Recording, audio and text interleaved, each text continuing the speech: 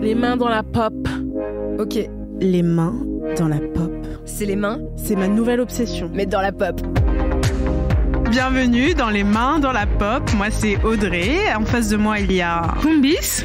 Et à côté de moi, il y a un invité spécial, Anthony Vincent.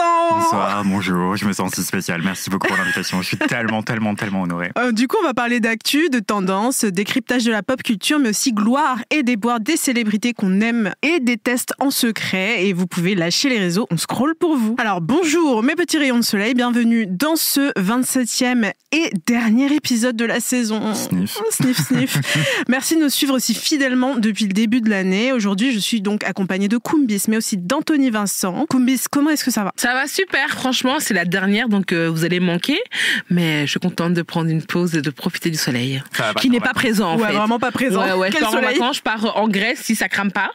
Donc voilà, je pars en Grèce normalement. Et vous partez quelque part ? Non, nulle part. Pas d'argent. Je pars à mon bureau. Voilà. Ok, d'accord. Mais c'est Anthony, très comment bien ça va ? aussi. Je pense que pas de vacances, c'est nos vacances. Donc je rigole. C'est pas bien du tout. Fuck le capitalisme. Mis à part le fait que tes seules vacances seront au bureau, est-ce que ça va ? Ça va bien. Justement, je préfère partir hors saison, donc je pense que je vais partir en septembre. Ok. Et tu sais où déjà ? Je sais pas encore, mais je cherche justement pour partir en France. Il y a aussi Greenpeace France qui a fait un super guide pour voyager près de chez soi en train. Donc si vous savez pas où partir et que vous voulez des vacances un peu écolo, Greenpeace, vraiment, le guide est gratuit. Cool. Dès l'intro, tu nous fais des petites recommandations, c'est super. Tu vas prendre ta place bientôt. Hein. C'est clair. En tout cas, vous l'aurez compris, je suis bien accompagnée aujourd'hui et avec mes partners in crimes, on va parler du salaire indécent de Mbappé, de l'ulcère de Lena situation en vrac et bien sûr de plein d'autres choses. Et aussi, on va poser des questions à Anthony Vincent, notre invité aujourd'hui. Mais tout de suite, on passe au laurier et au bonnet d'âne de la semaine avec les losers et winners.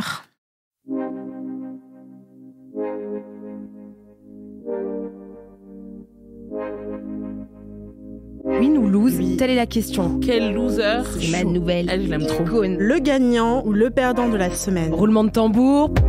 Le gagnant ou le perdant de la semaine. Je vais commencer parce que j'ai décidé que j'allais commencer. Je vais commencer par un loser. Donc le loser pour moi. Alors je sais pas trop comment le formuler, mais je sais pas si c'est le football mainstream ou alors l'Arabie Saoudite. I don't know. En tout cas, l'Arabie Saoudite offre 300 millions d'euros pour acheter Mbappé. Alors il aura un salaire de 700 millions. Pour une saison. Donc c'est un peu l'équivalent de 2 millions par jour pendant que nous, on crève de faim. C'est vraiment indécent. Ouais, c'est indécent. Donc en gros, je vous explique, il y a un club saoudien qui a proposé 300 millions d'euros au PSG pour acquérir Kylian Mbappé. Et donc ça le hisserait en gros au rang du joueur le plus cher de tous les temps. Donc c'est pas rien. Enfin, 300 millions, je sais pas si vous pesez bien le... Mais déjà même 100 000, on ne le pèse pas, t'inquiète pas que 300 millions. Ouais. Voilà. Exactement. Donc déjà, moi, ça me mérite le poil de lire ce genre de vocabulaire parce que genre acquérir Kylian Mbappé, c'est un peu bizarre.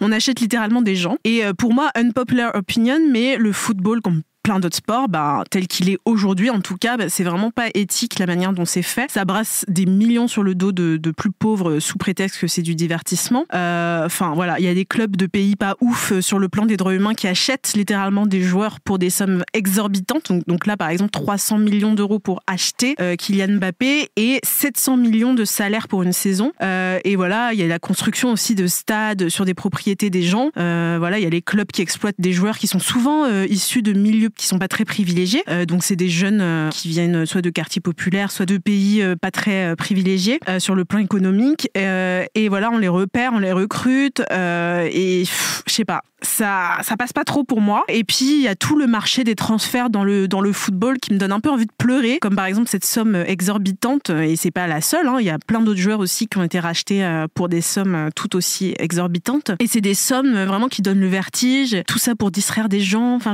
comme vous et moi, en fait, qui roulent pas sur l'or. Je trouve le contraste assez fou. Je sais pas ce que t'en penses, toi, Kumbis. Moi, je trouve que c'est indécent, surtout qu'on sait que plein de gens crèvent littéralement la gueule ouverte et qu'on sait et que l'ONU a sorti plusieurs fois le montant qu'il faudrait pour arrêter à jamais la faim dans le monde. Ouais. Et je pense que si les riches avaient quelque chose à foutre d'autre chose que d'eux, on n'aurait plus, il y aurait plus de gens qui crèvent de faim en 2023, je pense. Exactement. Surtout qu'on sait que l'Arabie Saoudite n'est pas loin du Yémen et que les Yémen en ce moment ils sont sous blocus à cause de l'Arabie Saoudite et qu'il y a plein de gens qui crèvent de faim là-bas et qui n'ont pas accès et que voilà, c'est choquant. Ouais, c'est vraiment très choquant. Et puis il y a eu aussi le scandale de la Coupe du Monde en 2022 où il y avait le journal The Guardian qui avait révélé en 2021 qu'il y avait 6500 migrants qui viennent d'Inde, du Pakistan, etc., qui étaient morts en construisant les infrastructures et les stades de football depuis 2010, justement pour cette Coupe du Monde. Donc il y a tout ça aussi, il y a les conditions de travail des travailleurs immigrés qui sont impliqués dans toute la construction des infrastructures. Voilà, c'est horrible, c'est dangereux, c'est abusif. Dans un contexte de crise où la plupart des gens peinent à finir leur fin de mois ou même à le commencer tout simplement, bah voilà, t'as des gens qui dépensent des centaines de millions pour acquérir des sportifs qui sont déjà millionnaires et je trouve ça indécent. Et comme toi, il y a eu plein de réactions sur les réseaux sociaux. Il y a des gens qui disaient, bah voilà, il peut résoudre la faim dans le monde après 3 heures de taf en parlant de Kylian Mbappé. C'est du grand n'importe quoi, tout cet argent qui pourrait être mieux utilisé ailleurs. Et il y a aussi quelqu'un qui a dit, ce type de salaire est plus qu'indécent, ce n'est pas acceptable dans le monde dans lequel on vit aujourd'hui. Je veux bien qu'on puisse parler de mérite, mais à partir d'un certain montant, l'argent doit être réparti autrement. Voilà, bref, voilà. Jusqu'en juin 2024, Mbappé est lié par contrat avec le PSG, donc on verra ce qui se passe. Moi, ça m'intéresse pas trop. Je voulais juste parler du fait que vraiment cette somme était exorbitante et que ça me foutait les boules. Kumbis, est-ce que tu veux enchaîner avec un moi, loser? Si, c'est un truc qui me fout les boules. Donc mon loser du jour, c'est tout un gouvernement et c'est celui de Tunisie. Donc hier, j'ai vu une vidéo qui m'a brisé le cœur. Franchement, c'était hier soir et j'ai failli pleurer.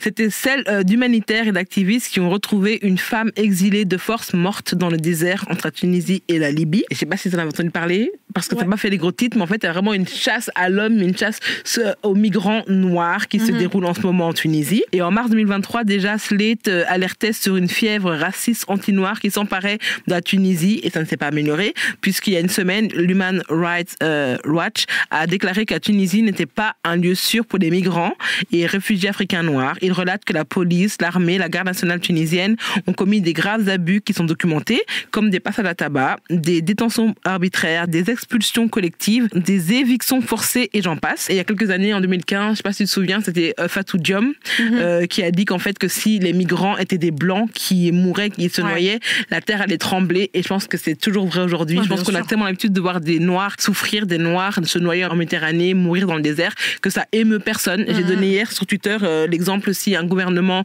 européen amenait de force des réfugiés ukrainiens dans le désert pour les laisser mourir de faim, tout le monde serait estomaqué. Bah ouais. Et là, j'ai l'impression que c'est une news et j'en ai un peu marre de voir des noirs souffrir dans tous les coins du monde. Donc voilà. C'est vraiment dans le silence le plus total, puisque ça n'a même pas fait les gros titres, quoi. Non, c'est pas les gros titres. Ça, encore une fois, ça émeut et ça révolte les gens qui sont concernés. Donc, les gens qui sont sur le terrain, les activistes, tout ça. Et encore une fois, les personnes engagées. Et ça me choque que c'est les personnes engagées qui soient choquées, alors que c'est juste des êtres humains, des hommes, des femmes, des enfants qui sont envoyés sans eau ni nourriture, sous 50 degrés. Ça me choque. Mais vraiment, enfin, je sais pas quoi dire. Enfin, c'est toujours la même chose et il y a peu de gens qui le voient, qui en prennent conscience. C'est que vraiment, à partir du moment où ce sont des personnes noires, des personnes migrantes qui meurent, tout le monde s'en tape. Mais vraiment, il faut vraiment réaliser que tout le monde s'en tape. Enfin, comme tu dis, ce genre de truc, ça aurait été des personnes blanches, des personnes européennes, etc. Enfin, vraiment, ça aurait fait un scandale. Il y aurait eu déjà des cagnottes, des gens envoyés. Macron aurait pris la parole, on suis sûr, et certains, en fait, et certaines. Moi, ça me choque. Donc, c'est vraiment mon coup de gueule de la semaine. Et toi, est-ce que tu as un truc un peu plus joyeux pour nous je sais pas si c'est très joyeux, mais en tout cas, c'est juste pour donner un big up, un peu de soutien à Lena Situation, donc Lena Mafouf, qui a été hospitalisée il y a un mois pour un ulcère dû au stress et à l'anxiété. Donc, moi, je me suis déjà dit personnellement plein de fois que j'allais faire un ulcère à force de stresser, parce que je stresse assez facilement. Tu sais pourquoi? C'est plus ta vie ou alors peut-être l'argent? C'est tout, Kumbis, on va pas rentrer dans les détails. Il y a la liste, d'accord. J'en parlerai un autre épisode.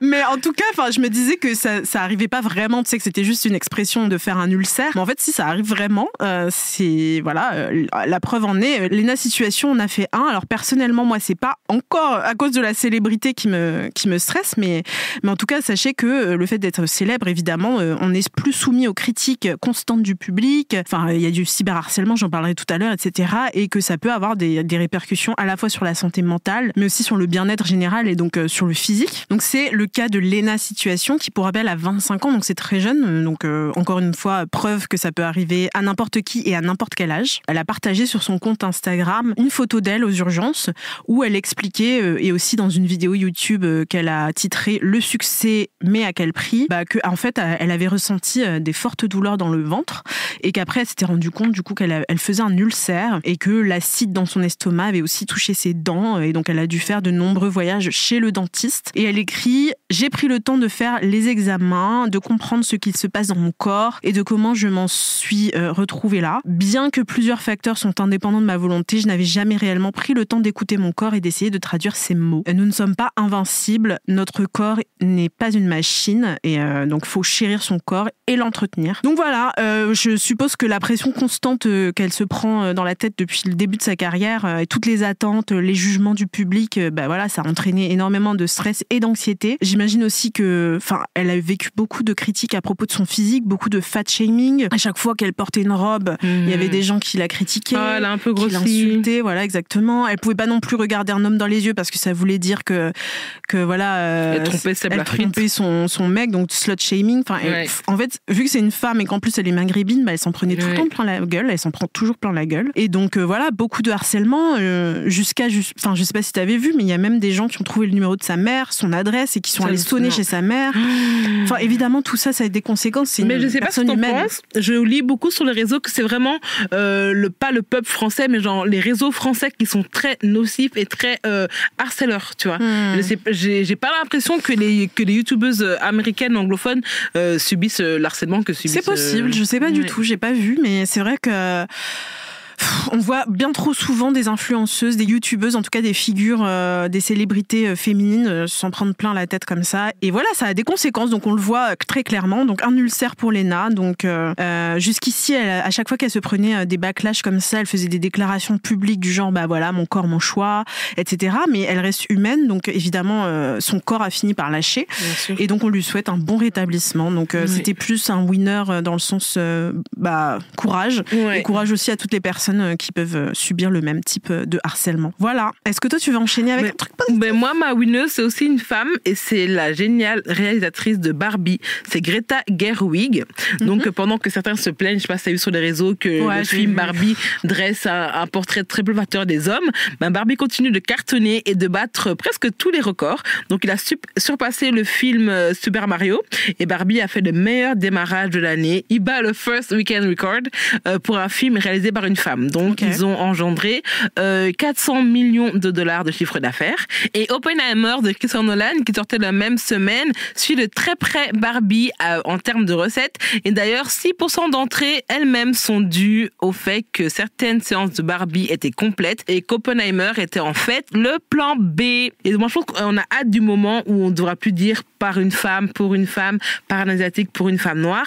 Mais le monde du cinéma est tellement encore fermé et étriqué, surtout le monde de la réalisation, que c'est important de souligner le record fait par Greta Gerwig. Et je vous invite à aller le voir. Moi, j'ai pas encore vu. Toi, tu l'as vu ? Justement, non, j'ai pas encore vu, mais moi, j'ai déjà fait toute la revue mode. Elle est habillée en vintage Chanel, en vintage shit. C'est vraiment trop beau. Mais j'ai pas encore vu. J'ai pas eu le temps. Ok, bon, on vous dira ce qu'on en pense à la rentrée, peut-être. À la rentrée. Et moi, je pense que quand ça énerve autant les hommes, c'est un film à aller voir, en tout cas. Ouais, exactement. Moi, ça me motive. Vraiment. Voilà, donc allez voir Barbie. Le sujet de la semaine. On va parler de quoi cette semaine ? Vous avez des idées ? Ultra cringe. On peut dire que c'est vraiment nul ou pas ? Elle a osé. À nos côtés pour ce dernier épisode de la saison, notre très cher Anthony Vincent. Anthony, rebonjour, on s'est déjà dit bonjour, mais on se redit. Bonsoir. On a vraiment gardé l'un des meilleurs invités pour la fin. En tout cas, si vous ne le connaissez pas, il est cofondateur du podcast Extimité avec 12 Dibondo, journaliste mode, mais pas que, notamment chez Mademoiselle, mais pas que. Et le plus stylé de mes amis et aussi co-auteur du livre PD dont je vous ai parlé dans l'épisode 21 de Les mains dans la pop. Si vous ne l'avez pas écouté, je vous recommande chaudement d'aller l'écouter maintenant et de revenir ici. Voilà, Anthony, on va te poser quelques questions et te cuisiner aux petits oignons pour apprendre à mieux te connaître et à connaître ton travail. Est-ce que t'es OK? Oui, ça tombe bien, j'adore les oignons. Moi aussi. Je comprends pas les gens qui mangent pas d'oignons, c'est vraiment des gens très bizarres. Dédicace aux personnes qui n'aiment pas les oignons. Alors, moi, je vais te parler d'abord d'Extimité, parce que c'est aussi comme ça qu'on s'est connus au final. Extimité, qui est un podcast que tu as cofondé avec Dose Dibondo et qui parle du coup, donc c'est le contraire d'intimité, donc c'est rendre public un peu l'intime des personnes, si je me trompe pas, c'est ça? Exactement, c'est rendre public une partie de sa vie intime afin de mieux se l'approprier. C'est une notion de psychanalyse et de psychiatrie qui n'a rien à voir avec une pathologie, hein, mais c'est hyper intéressant parce que parfois il y a des personnes qui, par la parole, la prise de parole publique, arrivent à surmonter des traumatismes, des choses comme ça, quoi. Ok, et du coup, moi je me demandais, comment est-ce que tu gères le fait de parler à la fois de l'intimité des autres et de ta propre intimité, parce que c'est pas toujours facile de le faire en public? Effectivement, c'est assez compliqué, surtout en tant que journaliste, parce que justement, tu es amené à être le plus objectif possible, même si l'objectivité des journalistes est une fiction, une vaste fiction. Comme dirait Alice Coffin, l'objectivité, c'est la subjectivité des dominants. Et en fait, c'est assez contre-intuitif, du coup, de parler de soi, surtout à la première personne, surtout de révéler des failles. Mais c'était hyper important pour Dose Dibondo et moi-même de commencer Extimité avec des épisodes qui nous concernaient. Oui, et donc, le tout premier épisode, l'épisode 0, c'est celui de Douce, qui raconte sa propre vie. Et l'épisode 1, c'est le mien. Et en fait, ça a été assez cathartique de le faire. Je me souviens qu'après l'enregistrement, j'avais dormi 12 heures d'affilée. Enfin, c'était un immense soulagement, alors que je savais pas du tout que je pouvais en avoir besoin, en tout cas que ça allait me procurer autant d'apaisement. Et ça a été la même chose pour plein d'autres invités par la suite, au fil des épisodes.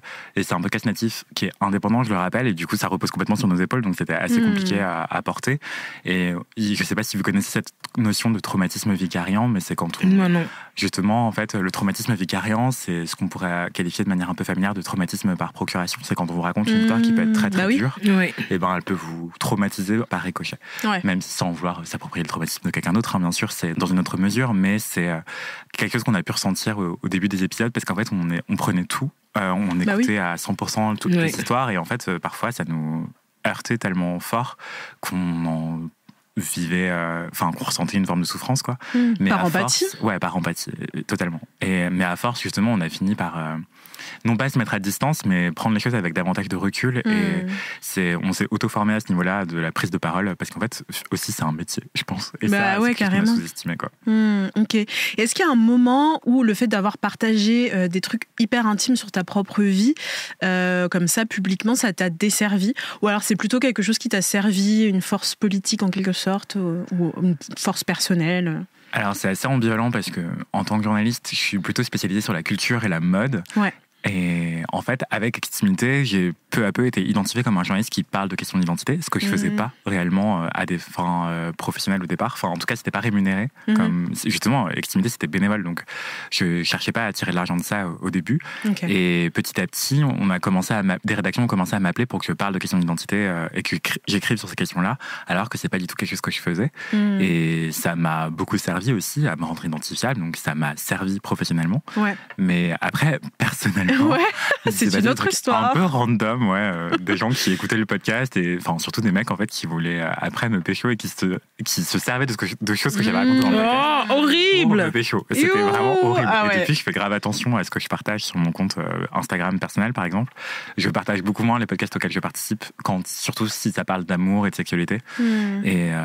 Et justement pour me prémunir de tout ça, quoi. Ok, d'accord. Est-ce qu'il y a eu des rencontres qui t'ont vraiment marqué dans Extimité, des rencontres coup de cœur? Alors franchement, je pense que tous les podcasteurs et podcasteuses disent ça, mais toutes. Je peux pas choisir entre mes bébés. Et en fait, dernièrement, avec Douce, on a commencé à enregistrer des épisodes séparément. Et en fait, ça a fait que je découvre les épisodes en même temps que tous les auditeurs et auditrices. Et c'est assez incroyable comme expérience.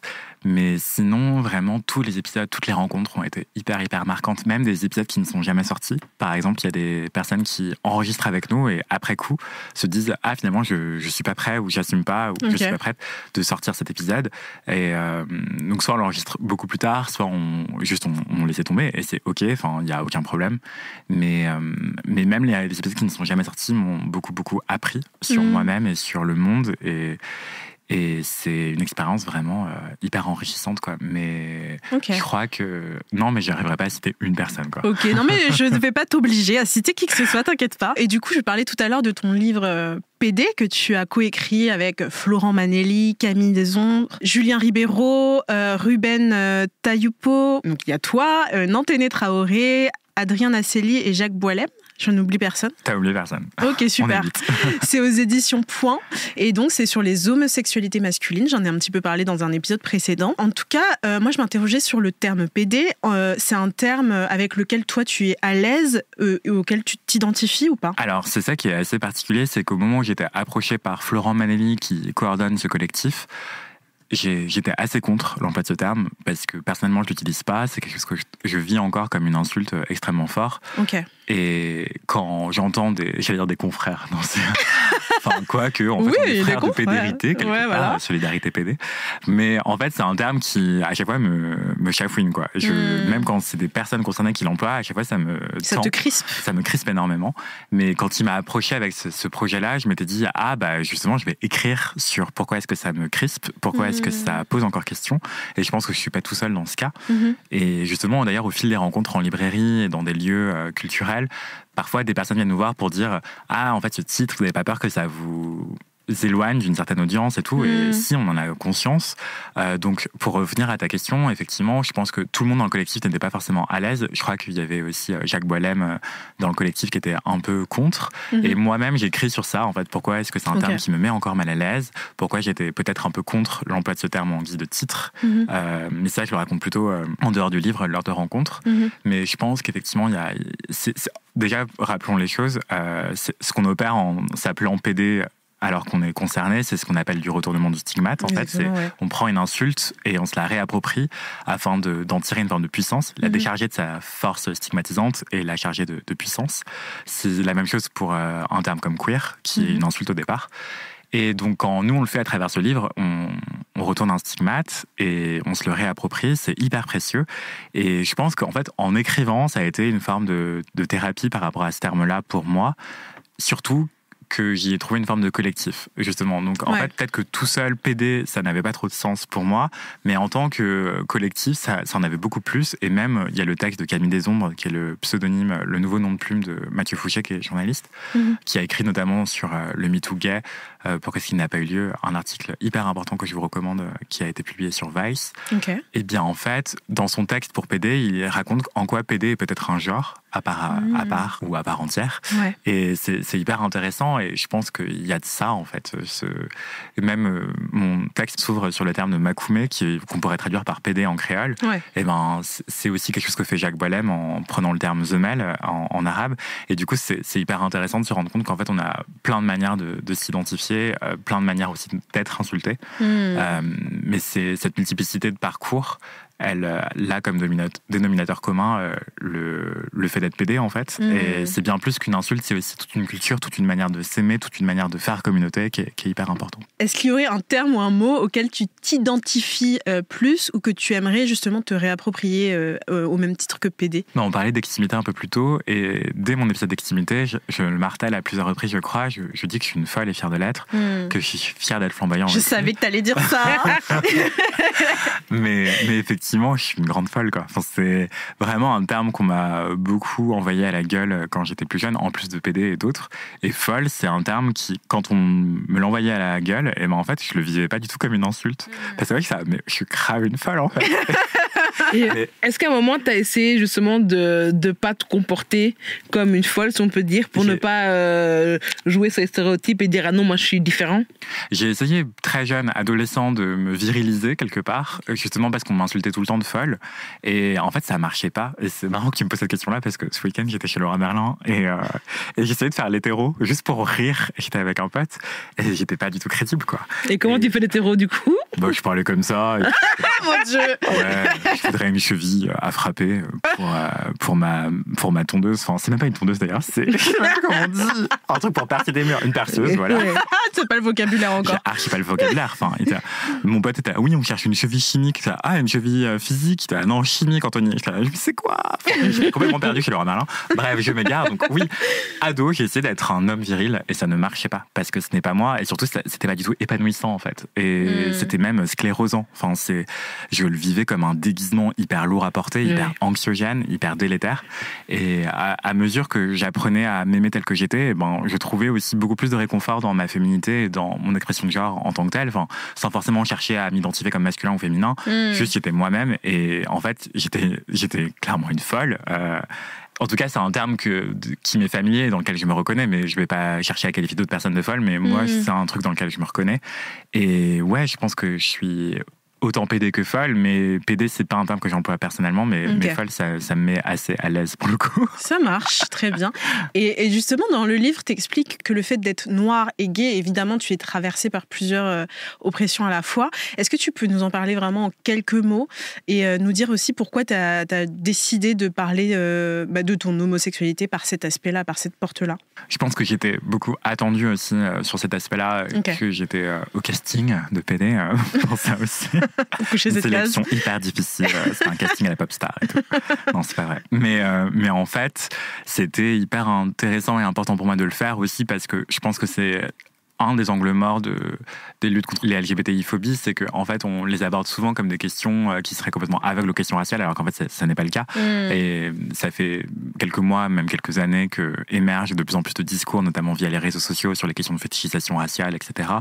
Et il y a notamment Miguel Chema qui a une page Instagram qui s'appelle Personnes racisées versus Grindr, qui est elle-même inspirée de femmes noires versus dating apps, qui était lancée par une femme afroféministe qui s'appelle Esther le bulldozer sur Twitter. Bref, tout ça pour dire que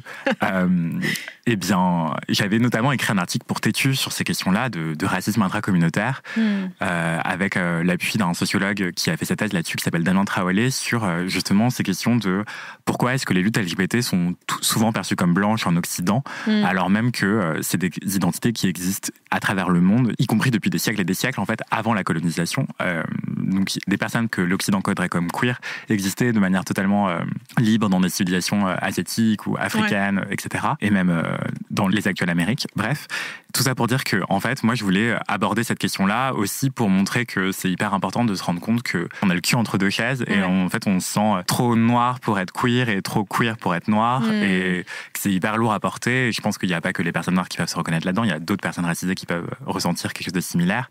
Et en fait, on est assigné à une forme d'exemplarité, comme si on était représentatif de toute la classe des personnes noires, ou alors toute la classe des personnes noires et queer. Enfin, c'est hyper lourd à porter. C'est une injonction à l'exemplarité. Mais il y a aussi un autre détail que j'écris dans mon texte, c'est que, en gros, dans l'espace public, je suis d'abord perçue comme une personne noire et donc extrêmement menaçante sur le point physique d'emblée, et ensuite comme une personne queer. Et donc c'est une menace différente, c'est une menace à l'hétéropatriarcat en fait. Et en fait, les gens ils se détendent mais à moitié. Et c'est très particulier à repérer. Et ça c'est quelque chose avec lequel je joue aussi parfois, mais ouais, c'est lourd en fait. C'est de se dire que on est aussi parfois fétichisé au sein même de la communauté, on est aussi victime de racisme au sein de la communauté. Enfin, on voit clairement que le vote pour le Rassemblement national progresse parmi les personnes LGBT, surtout chez les gays. Donc voilà, c'est des questions hyper inquiétantes quand on est noir et queer, quoi. En tout cas, je vous encourage tous et toutes à aller lire PD et notamment à lire le passage d'Anthony Vincent. Alors, on va parler de trucs un peu plus personnels ou un peu plus détente. Enfin, tout à l'heure, je t'entendais parler de ton intimité et du fait que tu triais un petit peu ce que tu partageais sur tes réseaux sociaux. Et moi, je trouve que tu es assez douée en autopromo sur tes réseaux sociaux. J'aimerais bien savoir quelle est ta formule. Mais je suis archi pas douée, Audrey. Si, en tout cas plus douée que moi. Vraiment, je vais sur Instagram, genre 2 fois par jour. Enfin, comme tu l'as remarqué toi-même, je réponds hyper lentement aux DM parce que je mets un temps fou à l'ouvrir et tout. Mais en tout cas, la formule, c'est vraiment de réfléchir à qu'est-ce que ça nous procure. Et parfois, Instagram, c'est juste anxiogène pour moi et du coup, je l'ouvre pas. Et surtout, T'as un self-control. Bah ouais. Mais en fait, tu te déshabitues très vite des réseaux parce que enfin non, pas forcément très vite, ça dépend des personnalités. En tout cas, dans mon cas, je me déshabitue assez vite parce que si tu l'ouvres peu souvent, t'en as de moins en moins envie. Et aussi, je le consulte plutôt sur l'ordinateur. Et du coup, c'est beaucoup moins addictif. Même chose pour TikTok. Je vais plutôt sur l'ordinateur. Waouh, je savais même pas qu'on pouvait accéder à TikTok sur l'ordi. Vraiment, toute la rédaction de Mademoiselle me charrie à ce sujet-là parce que je dis, ah ouais, j'étais sur TikTok.com hier, il y avait c'est passé ça et tout. Et tout le monde me dit, Anthony, on va pas sur TikTok.com, on va sur TikTok sur le téléphone.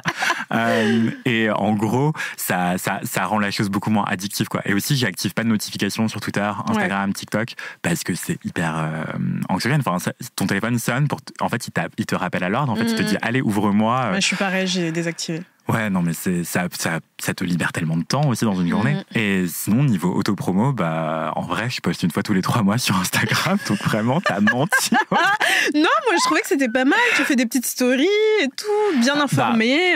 Il y a aussi un truc, c'est que si je publie une story sur Instagram, c'est qu'il y a un truc à promouvoir. Donc, c'est peut-être aussi pour ça que tu te dis que je suis en autopromo, c'est que vraiment, j'y vais quand j'ai besoin de promouvoir un truc pro. Okay. Et du coup, je commence par un selfie, parce que ça augmente le reach. Ouais, oh là là, c'est mon truc. Voilà, c'est des astuces, tu vois. Merci. Voilà, il faut être un petit peu cynique et jouer avec les règles du jeu. Mais bon, on ne détruit pas la maison du maître avec les outils du maître, comme dirait Audre Lorde. Donc, ce n'est pas moi qui vais détruire Instagram ni le groupe Meta, moi tout seul. Mais en tout cas, je joue avec les règles et je publie un petit selfie ou voir une vidéo. Et j'ai remarqué que quand c'est un selfie vidéo avec ta voix, il y a beaucoup plus de reach que si c'est juste une photo. Ok. Ouais. Comment ça? Attends, parle-moi. Salut les gars, salut les meufs, salut les personnes non binaires. C'est Anthony. Alors aujourd'hui, je suis en train de faire le tri dans mon dressing, c'est n'importe quoi. J'ai un nouveau bob, il est trop moche. Qu'est-ce que vous en pensez? Donc c'est mieux une vidéo déjà où on parle qu'une photo où on parle pas déjà. Ouais. Ok. Et une vidéo selfie qui bouge mais qu'on parle pas. Est-ce que c'est aussi? Après ça dépend de ton audience et tout, mais moi ça marche moins bien que si je parle. C'est vrai. Et à chaque fois je suis estomaqué, quoi. Et vraiment parfois je publie des articles sur Instagram en story, donc il y a un lien, tu vois. Il y a vraiment 3 clics. Et quand je parle et je dis allez sur mon dressing Vinted s'il vous plaît, il y a 300 clics. Mais est-ce que c'est par rapport au contenu ou au fait que tu parles? Ça se trouve c'est pas trop, quoi. Parfois, il n'y a pas de lien et du coup, il y a vraiment le reach est énorme et parfois, il y a pas de. Je veux dire, je ne pointe pas vers un lien extérieur sur ma page Vinted. Il y a pas de lien. Il y a quand même beaucoup de vues et donc c'est pas juste le fait que je parle de Vinted. Vraiment, parfois, c'est des trucs random, genre moi qui fais du roller et qui en parle et bim, ça explose. Ok, bon, c'est bon à savoir. Vous savez ce qu'il vous reste à faire. Moi, je voulais parler aussi d'astrologie. Je sais que t'es pas forcément très astrologie, mais je trouve que t'es vraiment l'archétype du taureau qui reçoit bien, qui aime cuisiner, qui aime les belles choses. Est-ce que toi, tu te reconnais là-dedans? Alors oui, je suis un gros cliché de taureau. Je suis extrêmement fiable, extrêmement loyal, extrêmement posé, ancré. J'adore la bouffe, j'adore rester chez moi. Je suis extrêmement casanier. J'adore recevoir, effectivement. Et vraiment, Anthony reçoit très bien, il cuisine très bien. Oui, d'ailleurs, tu m'avais fait un carrot cake, j'en pense encore. Et tu m'avais aussi fait des gaufres salées, tu te souviens? Oui, je me souviens. Mais d'ailleurs, je vais refaire ça très vite. Donc, les mains dans la pop, vous êtes évidemment conviés chez moi. Mais effectivement, c'est ma passion dans la vie et je trouve que c'est aussi quelque chose que j'aborde dans mon texte pour PD, c'est le soin, le care. Pour moi, il passe aussi beaucoup par la réception chez soi et prendre soin par la nourriture. Et peut-être que c'est un truc de taureau aussi, je sais pas, mais en tout cas, vraiment, c'est ma manière c'est mon langage de l'amour, c'est prendre soin matériellement, genre te donner un plaid quand tu viens chez moi, te donner à manger et te demander 50 fois, est-ce que t'es sûr que tu veux pas en reprendre? Non, là, faut pas non plus être trop un forceur. C'est vraiment une mamie gâteau, j'aime trop. Mais du coup, tu crois pas forcément en l'astrologie, mais est-ce qu'il y a quelque chose dans lequel tu crois, à défaut de croire en l'astrologie, une croyance? Ça peut être n'importe quoi, mais ça peut être l'amour, ça peut être... Alors, une bonne copine m'a dit un jour que tout arrive toujours en même temps. Et une autre copine m'a dit récemment, ce week-end, on courait ensemble au parc de Sceaux, et elle m'a dit je crois en la loi de l'emmerdement maximum. Et je me suis dit, en fait, c'est la même chose, mais c'est une façon pessimiste de le dire. Mais en fait, vraiment, parfois dans la vie, tout arrive en même temps, et il faut l'avoir Enfin, c'est hyper abstrait ce que je dis là. Mais en gros, si vous pensez que... je vais vous donner un exemple concret. En gros, là, vendredi qui arrive, j'ai un tournage qui va se passer chez moi avec une serrurière qui va changer ma porte. Et en fait, Mademoiselle veut filmer le truc. Et en même temps, il y a France Inter qui m'a invité pour un journal. Et en même temps, il y a le réparateur pour mon four qui doit venir. Et tout ça va arriver dans l'espace de 3 heures la même journée. Et je sais pas comment je vais faire. Je sais pas non plus.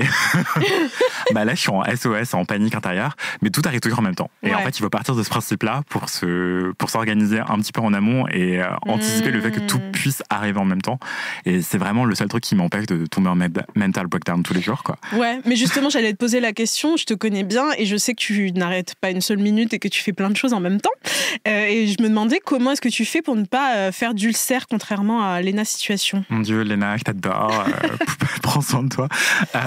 Alors, je pense qu'il y a... Donc, non seulement il faut penser à la loi de l'emmerdement maximum, tout arrive toujours en même temps, et du coup, essayer de s'organiser en amont pour, si jamais ça arrive, eh ben, que tu puisses t'en sortir. Mais en plus de ça, c'est hyper important d'être bien entouré et de demander de l'aide. Moi, je demande tout le temps de l'aide aux gens. Enfin, j'ai aucune fierté. Encore moins de fierté mal placée. Du coup, j'ose toujours demander de l'aide. Enfin, vraiment. Good for you. Moi, j'arrive pas, mais. Moi, les 3/4 des gens, je les exploite. Enfin, quand ils viennent chez moi, je leur donne à manger. Mais je leur dis regarde, il y a une contrepartie. Il y a une table que j'aimerais monter depuis des semaines. Oh là là. Zut alors. Si seulement j'avais une deuxième paire de bras pour m'aider. Vraiment, mon canapé, je l'ai monté avec 5 personnes qui étaient invitées chez moi. Et en fait, les 5 personnes ont d'abord monté mon canapé et après, je leur ai servi à manger. C'est très bien ça. Mais c'est bien ça. Mes tables, l'autre fois, si j'ai invité des gens pour le goûter, ben, ils ont d'abord monté mes tables et après, on a mangé. Mais ça va, c'est cool. Il y a une contrepartie, il y a une récompense au bout. Mais je le vois même pas comme une contrepartie, c'est juste genre on s'aime donc t'as envie de m'aider parce que tu m'apprécies et moi je veux te nourrir parce que je t'apprécie et il s'avère que c'est la même journée, tant mieux, tu vois. Quelle coïncidence. Quelle coïncidence heureuse. Donc voilà, vraiment ne pas hésiter à demander de l'aide et vraiment je pars toujours du principe que les gens, si il et elle vous aiment, en fait ils seront ravis de vous aider, quoi. Ouais. Et s'ils sont pas ravis, c'est que peut-être que c'est pas des bons amis. Ok, bon bah alors Anthony, j'ai pas mal de trucs à réparer chez moi. Je dois faire le tri dans mes vêtements. Ok, on va prendre rendez-vous et tu vas me ramener un petit cake au citron. Mais ouais, c'est vraiment hyper important d'oser demander de l'aide autour de soi à ses proches, mais aussi à des spécialistes de la santé mentale aussi, si vous en avez besoin. Ouais. Et aussi, il y a des aides financières qui peuvent vous aider si vous n'avez pas trop les moyens. Donc, renseignez-vous. Et si ça vous fait peur de vous renseigner aussi, demandez à des proches aussi de vous faire un résumé des aides possibles, voire planifier une session administrative. Exactement, c'est ce qu'on fait avec Anthony, parce que j'ai une phobie administrative. Et de temps en temps, on se réunit, on fait toutes nos tâches administratives ensemble et ça me motive vraiment beaucoup. Mais moi aussi, enfin, sans toi, je le ferais pas non plus. Voilà. Donc ça nous co-responsabilise et voilà. Je vous recommande de le faire avec vos proches si jamais vous avez une phobie administrative. Et tu parlais de cuisine tout à l'heure et du fait d'être taureau, de bien recevoir. Est-ce que tu as un plat fétiche, un go-to pour bien recevoir tes amis? Oui, et d'ailleurs, c'est aussi ça qui m'aide, pour prendre soin de ma santé mentale, c'est de cuisiner. Et en fait, c'était vraiment ridicule parce qu'il y a une période dans ma vie où, enfin, c'est pas ridicule parce qu'en vrai, c'était cool aussi. J'ai eu beaucoup de retours positifs. C'est quand je faisais des crises d'angoisse, et je cuisinais parce que ça m'aidait à me focus sur quelque chose de sensoriel et de physique et de matériel et qui progresse physiquement devant toi. Et parce que sinon, je suis trop dans ma tête et je rumine énormément et tout. Et donc, cuisiner, ça m'aide beaucoup, c'est ma méditation à moi. Et je suis beaucoup trop hyperactif pour faire de la méditation stricto sensu ou faire du yoga ou des choses comme ça. J'arrive pas à sortir de ma tête, sauf si je fais quelque chose de très très matériel. Et du coup, c'est cuisiner ou baiser ou faire du sport. Voilà, vous savez tout. Tout simplement. Et donc, quand je reçois des gens, et quand je suis très très malade, c'est la même place et je fais des dalles de lentilles corail. Oui. C'est vraiment genre. C'est tellement bon. C'est bien spicy, c'est tellement bon, c'est hyper simple, c'est vegan en plus. Vraiment, ça réconcilie tout le monde. À vous de spicy up en fonction de vos papilles et de tolérance au piment et de celle de vos invités. Mais c'est vraiment un truc aussi qui me requinque quand je suis malade. Parce qu'en fait, c'est plein de fer. Et l'astuce, c'est de rajouter un trait de citron quand ça a commencé à refroidir parce que ça favorise l'absorption de vitamine C et c'est encore mieux pour vos défenses immunitaires. Pardon, ma mère est prof de nutrition. Mais tu sais parfois, tout. Ça me dépasse. J'adore. Et le petit houmous à la mangue aussi que tu c'est très simple à faire aussi. Donc je vous filerai la recette. Un jour, je ferai une story Instagram si vous voulez. Il y a déjà une story épinglée de mes recettes, mais oui, en fait, vous faites du houmous et vous rajoutez quelques dés de mangue surgelés qui traînent dans votre congélateur, par exemple. Si vous êtes riche, une mangue fraîche que vous achetez, mais c'est pas très écolo. Donc voilà, c'est un petit peu de sriracha et c'est vraiment délicieux, je confirme. Et donc, tu es journaliste mode, entre autres, culture, mode. Est-ce que tu as un go-to outfit pour aller en date? C'est pas du tout intéressé. Ma question n'est pas du tout intéressée. C'est une bonne question. Ce qui est assez triste, d'ailleurs, on parlait d'être une grande folle un peu plus tôt dans le podcast. Ce qui est un peu triste, c'est que justement, je me restreins beaucoup pour un premier date. Parce que j'ai toujours peur de faire peur aux gens, peur aux personnes que je rencontre. Avant même, tu édulcores tes outfits. Grave à raconter ma life, mais ouais, j'édulcore grave mes outfits. En fait. Et du coup, par exemple, je mets jamais de jean dans la vie de tous les jours, mais pour un date, je vais sortir mon jean bleu basique, un t-shirt blanc basique et des baskets blanches. Alors, je tiens à dire que c'est faux. Cette personne n'a aucun truc basique. C'est toujours des trucs. Mais oui, arrête. Non, vraiment, j'ai des vêtements que je ne mets jamais à part pour un premier date, et c'est hyper triste parce que du coup, c'est limite un déguisement. Deux personnes, j'allais dire simples. Et c'est quand que tu commences à montrer qui est Anthony? Après, j'y vais graduellement et je vois si ça bloque et tout. Après, tu sors ta cape. Les plumes. Après, ça devient n'importe quoi. Ça se mérite en fait un look de ma part en date. Oui, mais du coup, c'est un peu triste. Enfin, en vous le racontant, je me dis, mais c'est vraiment dommage, il faut que j'arrête de faire ça. Oui, il faut que tu sois toi-même dès le premier date. Mais je me souviens d'un ex qui me racontait, un ex qui a beaucoup compté pour moi, malheureusement, qui me disait j'aime pas quand tu mets ces chaussures, tu fais trop de bruit, j'aime pas quand tu mets ce manteau-là, tu t'es trop présent, mais ça se voit trop. C'est une personne et tout. toxique, ça. Et à l'époque, j'en avais pas conscience. Et il me disait, t'es pas comme ça quand je t'ai rencontré. Et je me suis dit, en fait, je me suis pris à mon propre piège, en fait. J'ai fait semblant d'être hyper basique. Et quand je me révèle, alors que tu n'es pas basique, Anthony. Tu es extraordinaire, tu es flamboyant. Stop it. C'était ma dernière question, mais peut-être que tu as un mot de la fin, quelque chose à promouvoir, une actu. Eh bien, non. J'allais vous dire de me suivre sur Instagram, sur Twitter, d'acheter PD aux éditions Point, qui est vraiment un ouvrage formidable. Et c'est hyper important d'aborder ces questions-là aussi de manière plurielle. Enfin, en fait, je pense qu'on est plein de personnes queer à avoir grandi en ayant l'impression d'être seul au monde, et en fait ce n'est jamais le cas. On est plein, on est plusieurs, et c'est merveilleux. Et aussi aborder ces questions-là, et ça permet de se partager la charge que c'est de représenter toute une communauté. Parce qu'en fait, plus on est nombreux à s'exprimer, plus on est nombreux et nombreuses à s'exprimer, plus on va donner de la diversité aussi à ces identités-là, et montrer qu'il n'y a pas une seule manière d'être queer, il n'y a pas une seule manière d'être lesbienne, bi, trans ou gay. Et c'est hyper important de montrer cette pluralité-là, de faire exploser toute forme de normativité qui peut être étouffante. Voilà. Et enfin, là, c'était PD, mais j'ai hâte qu'il y ait des bouquins collectifs sur les transidentités, sur les lesbiennes, etc. Enfin, j'espère vraiment qu'il y en aura plein d'autres et que c'est le début d'une révolution queer dans les librairies. Éditeurs, éditrices, si vous nous écoutez et si vous nous entendez, n'hésitez pas. Mais mon petit doigt me dit qu'un ouvrage sur les lesbiennes ne devrait pas tarder. Ah, d'accord. Une exclue un peu vague, mais une exclue quand même. Ouais, bravo les lesbiennes. Bravo les lesbiennes, et merci beaucoup, Anthony. Merci à vous, Combi, c'est Audrey. L'amour, le love. J'ai auto-orgasmé. Ok, d'accord. Pour ce dernier épisode, je vous parle encore une fois d'amour et de toutes les petites choses que j'ai vues passer sur les réseaux sociaux cette semaine. Déjà, on m'a appris que Vénus est en rétrograde. Alors, je Toi confirme. qui es fan de Astro, explique-moi ça veut dire quoi? Moi, je sais pas ça veut dire quoi. Ah non, mais alors par contre, lu, je suis fan vraiment en surface. Mais je sais que Vénus, ça a trait à l'amour, à tout aussi ce qui est esthétique. Ouais. Donc, moi, on m'a dit, les ex vont revenir, et on m'a dit aussi, il faut pas faire de changement physique en ce moment, parce que Vénus est en rétrograde et c'est risque de mauvais goût. Voilà ce que j'ai retenu. D'accord. Mais le site Nouveau Moi dit qu'en cette période, vaut mieux éviter d'entreprendre des nouvelles relations en raison des domaines de Vénus qui sont ralentis et plus douloureux, et que ça explique un peu pourquoi tout le monde se quitte, divorce.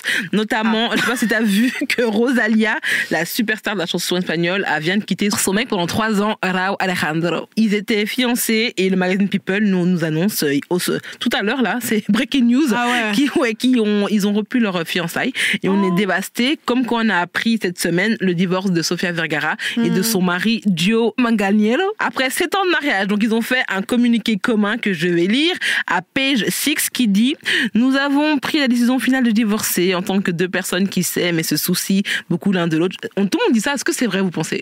Et on va se dire c'est un fils de chien, je le déteste, ne parlez plus jamais de lui. Mais donc voilà, en soi ils ont dit que c'est un truc, un commun accord, et qu'ils s'aiment encore, tout ça.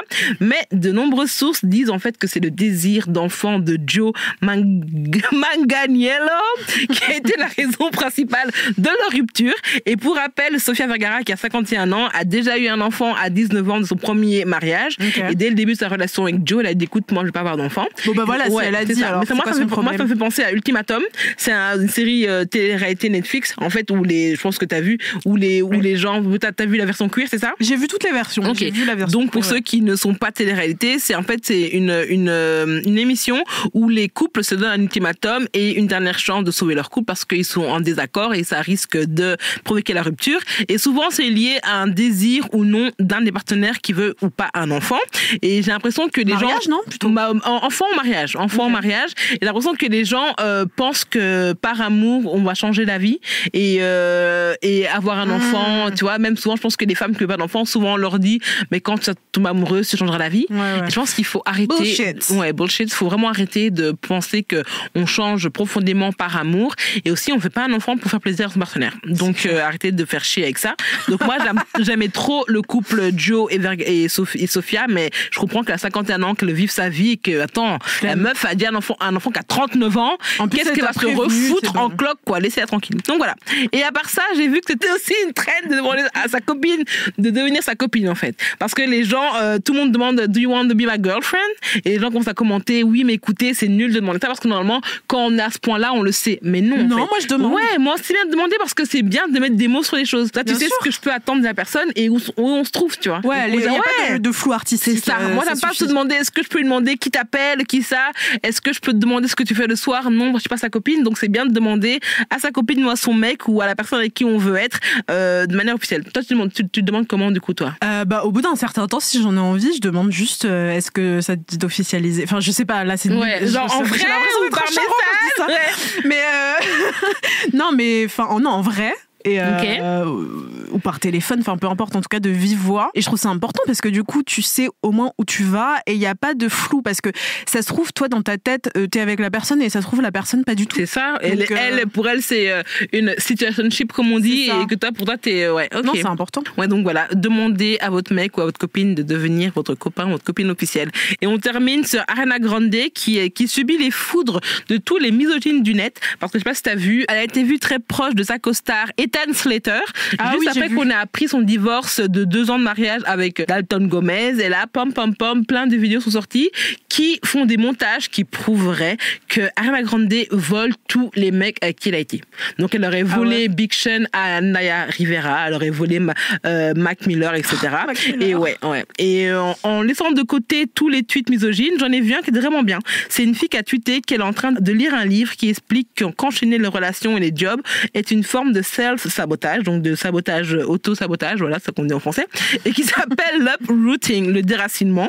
Et en fait, donc du coup, en fait, on serait tout le temps sur un nouveau départ, donc on n'aurait jamais de fin, et donc c'est une façon de se protéger. C'est genre les gens qui ne peuvent pas vivre sans être en relation. Ouais, c'est vraiment ça. En fait, les gens qui enchaînent à chaque fois pour se protéger, en fait. Donc ils vont toujours une nouvelle relation, mais ils vont jamais au bout de notre relation, tu vois. Mais du coup, en plus, c'est vrai que je faisais ça aussi avant, et du coup, ça m'empêchait de guérir de l'ancienne relation, parce que t'enchaînes et du coup t'as pas le temps de digérer, de penser surtout, et du coup de pas avoir mal. Comme quand on dit remplacer quelqu'un par quelqu'un d'autre, en fait. Et du coup c'est du self-sabotage parce que tu peux pas aller au fond du problème, savoir qu'est-ce qui a causé cette rupture. Et tu peux pas prendre de recul. Ouais, c'est vraiment ça. Donc prenez le temps de pleurer devant Grey's Anatomy après une rupture, prenez le temps de le détester, de regarder ses stories en privé, en cachette, créer un faux compte, et avant de commencer notre relation, je pense qu'il faut déjà être guéri de la précédente. Voilà, mon mot de la fin, bisous.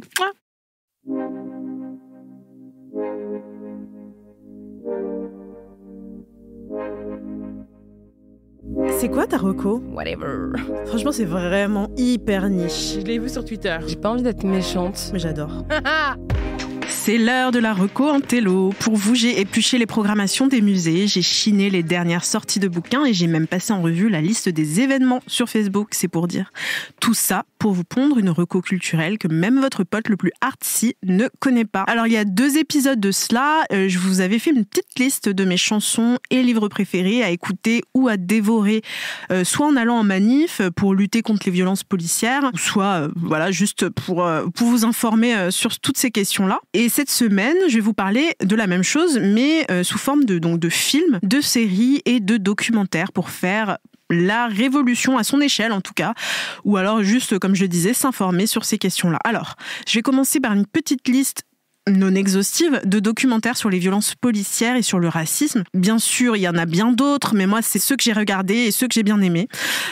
Du coup, il y a le documentaire qui s'appelle Le 13e, qui est sorti en 2016 et qui est dispo, je crois, encore aujourd'hui sur Netflix. C'est un documentaire qui a été réalisé par Ava DuVernay, que j'aime beaucoup, et c'est un documentaire qui explore en fait l'histoire de toutes les inégalités raciales et des incarcérations de masse qui ont lieu aux États-Unis.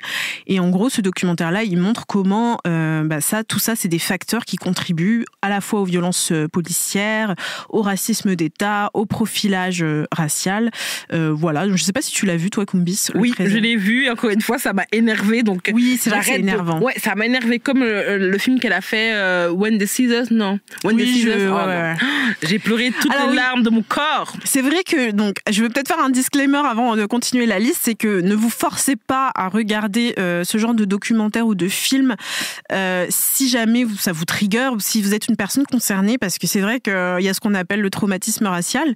Et en fait, à force de voir des personnes noires souffrir ou des personnes racisées souffrir, ça peut traumatiser, en fait, parce que c'est des choses qu'on vit déjà au quotidien, donc peut-être pas en rajouter une couche. Mais si vous êtes d'humeur, si ça vous intéresse, si vous êtes une personne qui n'est pas concernée et que vous voulez vous informer sur la question, je vous recommande ce documentaire et je vous recommande aussi I Am Not Your Negro, donc littéralement je ne suis pas votre Edward. J'ai adoré. Ouais, donc c'est un documentaire qui est sorti en 2016.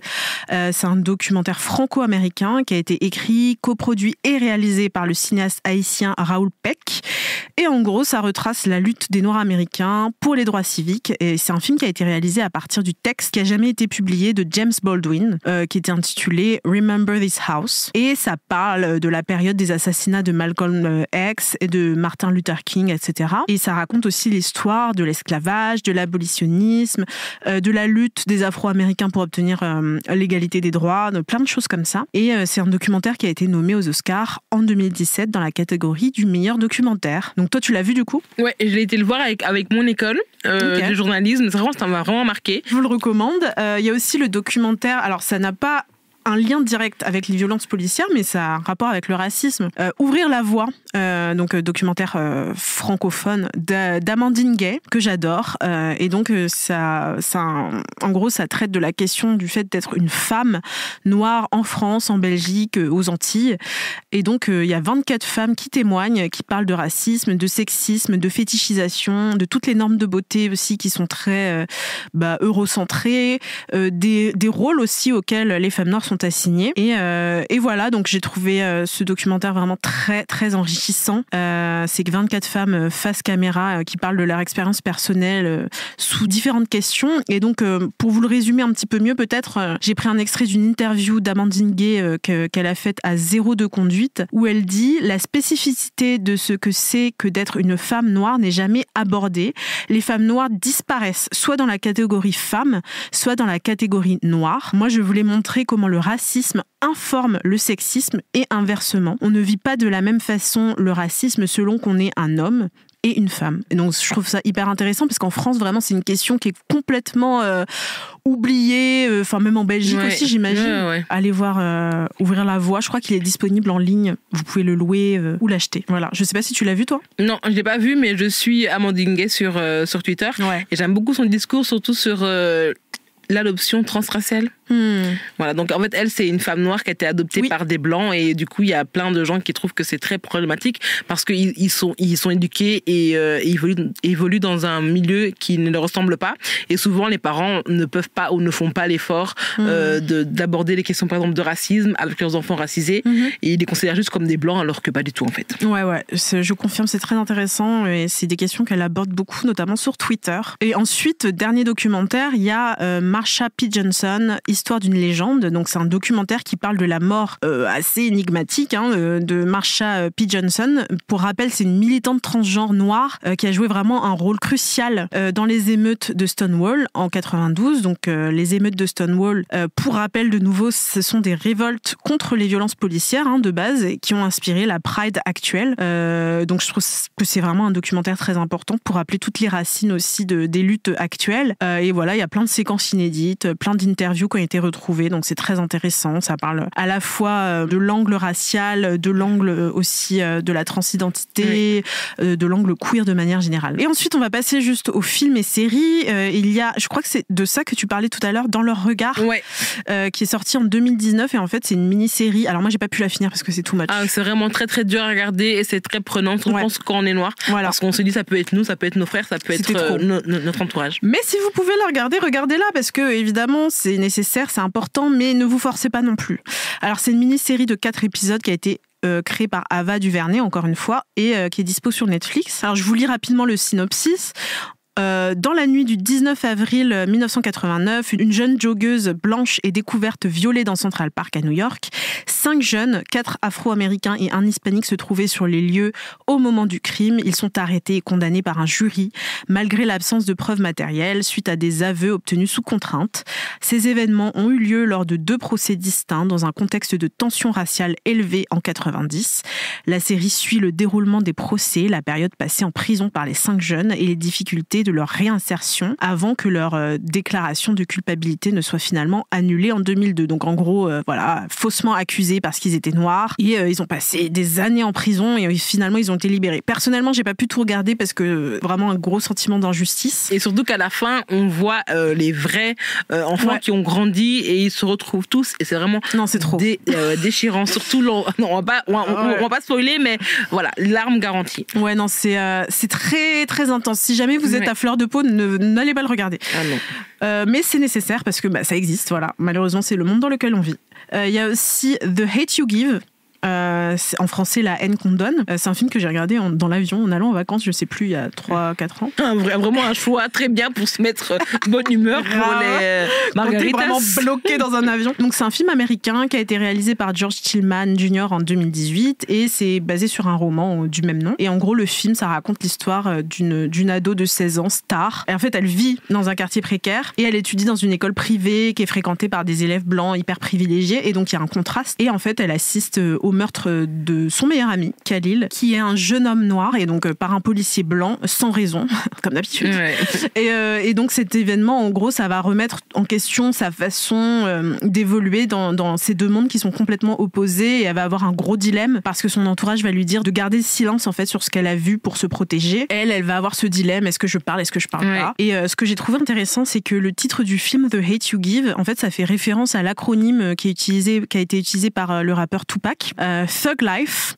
et en fait ça veut dire littéralement, en fait toutes les lettres de Thug Life, ça veut dire The hate you give little infants fucks everybody, donc qu'on pourrait traduire en français par la haine que vous transmettez aux enfants détruit le monde. Voilà, c'est un film encore une fois dur à regarder, mais nécessaire. Si jamais vous avez l'énergie de le regarder, regardez-le, c'est intéressant. Voilà, je sais pas si toi t'avais... Moi je l'ai vu et il est vraiment bien. Ouais, il est vraiment poignant et ça fait mal, mais c'est moins intense que... Oui, c'est moins intense. Que dans le regard. C'est plus romancé, du coup c'est moins vif. Ça reste quand même violent. Donc voilà, il y a bien d'autres films, séries, etc., documentaires que j'aurais pu vous recommander, mais évidemment le temps est compté et puis voilà. Je sais pas si toi t'avais peut-être quelque chose à rajouter. Non, je pense vraiment t'as vraiment fait un beau prisme. Okay. Il y a pour tous les genres et franchement un big up. I'm not your negro. J'ai vraiment adoré ce documentaire. Ok, bon alors suivez mes recommandations et celles de Kumbi si jamais ce sont des sujets qui vous intéressent. C'est déjà la fin de ce dernier épisode de la saison. Oh là là, c'est passé trop vite. Oui, merci de nous avoir écoutés jusque-là, d'avoir été aussi assidus chaque semaine pour suivre nos coups de gueule, nos coups de cœur, nos blabla. N'oubliez pas en tout cas de vous révolter contre le grand n'importe quoi du gouvernement français. Ne vous mettez pas en couple maintenant selon les conseils de Kumbi. Non, attendez, profitez du summer love. C'est ça exactement. Ménagez-vous pour ne pas faire d'ulcère. Allez suivre l'actu d'Anthony Vincent, notre invité du jour, et achetez le livre PD aux éditions Point. Et puis merci à toi Kumbis, merci à Anthony Vincent, notre invité de cet épisode. Merci à Mao qui est en vacances mais à qui on pense. Merci à nos productrices chéries Ashley Tola et Cassandra de Carvalho, sans qui ce podcast n'existerait pas. Ouais, Passez un bel été, n'hésitez pas à nous réécouter au bord de la piscine parce que vous pouvez, pour rappel, nous écouter en entier, mais vous pouvez aussi écouter tous les épisodes, chaque rubrique en fait individuellement. Donc voilà, si jamais vous avez du temps à tuer pendant les vacances, n'hésitez pas. Et on se retrouve bientôt avec, je l'espère, plein de choses à vous raconter. Bye. Bisous. Les Mains dans la Pop est une émission de nouvelles écoutes, animée par Audrey Coupé de Kermadec et Kumbi Soploï, produite par Julien Neuville, montage, mixage et enregistrement par Livio Boulanger au studio Artistique Palace, directrice générale adjointe Nora Issem, directrice artistique Aurore Mailleux, directrice des productions Marion Gourdon, directrice commerciale Emmanuel Fortunato, chargée de production Cassandra de Carvalho.